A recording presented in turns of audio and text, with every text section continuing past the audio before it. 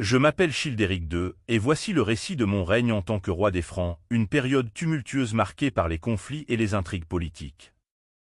Né aux alentours de 653, je suis le second fils de Clovis II et Bathilde. Mon destin royal ne s'est dessiné qu'après le décès prématuré de mon frère aîné, Clotaire III, en 673. Mon ascension au pouvoir ne fut pas simple. À la mort de Clotaire, mon autre frère, Thierry III, prit le trône de Neustrie et de Bourgogne, laissant l'Austrasie sous la régence d'Hébroin, le maire du palais.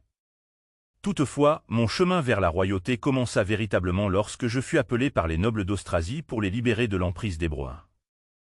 En 662, je fus couronné roi d'Austrasie à Metz, et j'ai rapidement appris à naviguer dans les eaux troubles de la politique franque. L'Austrasie était un royaume fier et indépendant, et j'ai dû prouver ma valeur à ces nobles guerriers. J'ai établi ma cour à Metz et commencé à émettre des décrets visant à renforcer mon pouvoir et à consolider les lois qui régissent notre peuple.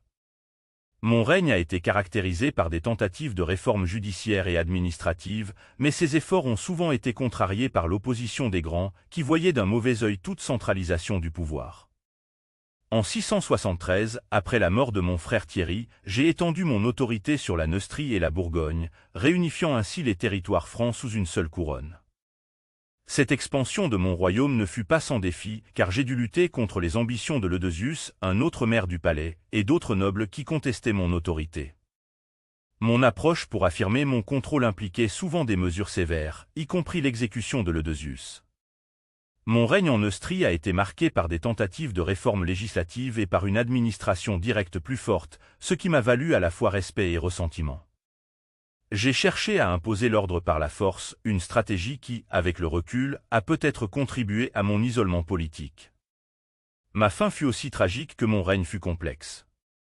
En 675, lors d'une partie de chasse dans la forêt de Livry, je fus assassiné, victime d'une conspiration ourdie par mes propres sujets qui trouvaient mon règne oppressif. Ma mort a laissé un vide de pouvoir qui a plongé le royaume dans une nouvelle période d'instabilité. Mon histoire est celle d'un roi qui a cherché à unifier et à renforcer son royaume, mais qui a été emporté par les mêmes forces turbulentes qu'il avait tenté de maîtriser. Mon héritage est un mélange de réformes ambitieuses et d'échecs tragiques, reflet de la complexité de gouverner un empire aussi vaste et fracturé que l'étaient les royaumes francs de mon époque.